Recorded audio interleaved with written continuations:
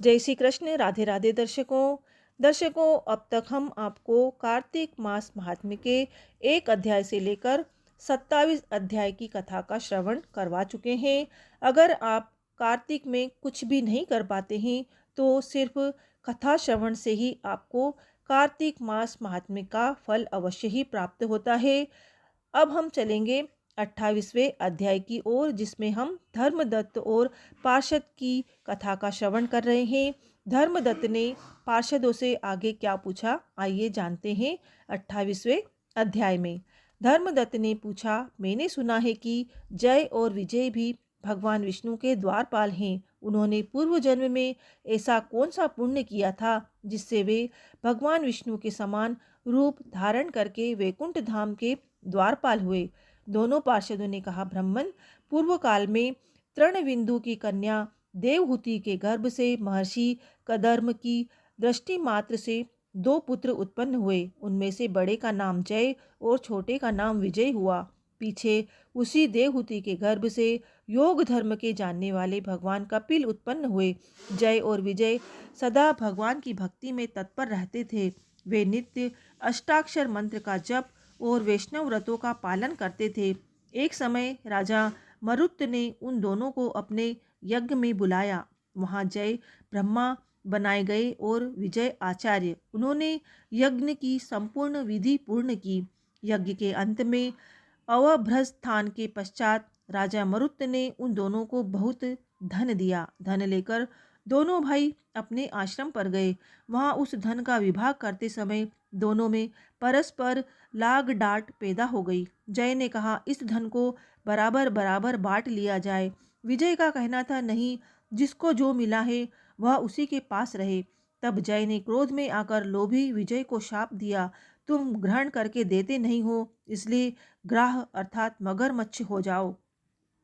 जय के शाप को सुनकर विजय ने भी शाप दिया, तुमने मद से भ्रांत होकर शाप को दिया है, इसलिए तुम मातंग अर्थात हाथी की योनि में जाओ। तत्पश्चात उन्होंने भगवान से शाप निवृत्ति के लिए प्रार्थना की।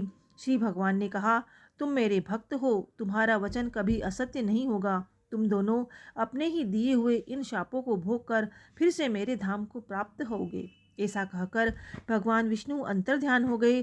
तदनंतर वे दोनों गंड नदी के तट पर ग्राह और गज हो गए। उस योनि में भी उन्हें पूर्व जन्म का स्मरण बना रहा और वे भगवान विष्णु के व्रत में तत्पर रहे। किसी समय वह गजराज कार्तिक मास में स्नान के लिए गंड नदी को गया तो उस समय ग्राह ने शाप के हेतु को स्मरण करते हुए उस गज को पकड़ लिया।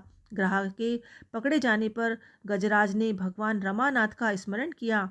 तभी भगवान विष्णु शंख चक्र और गदा धारण किए हुए वहां प्रकट हो गए। उन्होंने चक्र चलाकर ग्राह को और गजराज का उद्धार किया और उन्हें अपने ही जैसा रूप देकर वैकुंठ धाम को ले गए। तब से वह स्थान हरि क्षेत्र के नाम से प्रसिद्ध है। वे ही दोनों विश्वविख्यात जय और विजय हैं जो भगवान विष्णु के द्वारपाल हुए हैं। धर्मदत्त, तुम भी ईर्ष्या और द्वेष का त्याग करके सदैव भगवान विष्णु के व्रत में स्थिर रहो, समदर्शी बनो।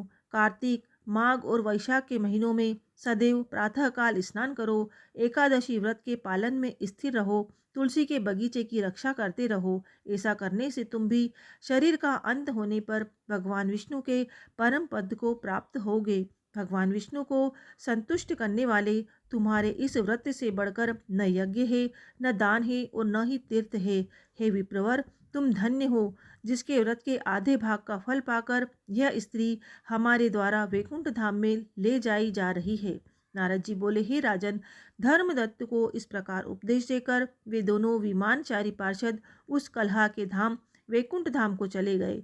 धर्मदत्त जीवन भर भगवान के व्रत में स्थिर रहे और देवहसन होने पर उन्होंने अपनी दोनों स्त्रियों के साथ वैकुंठ धाम को प्राप्त कर लिया।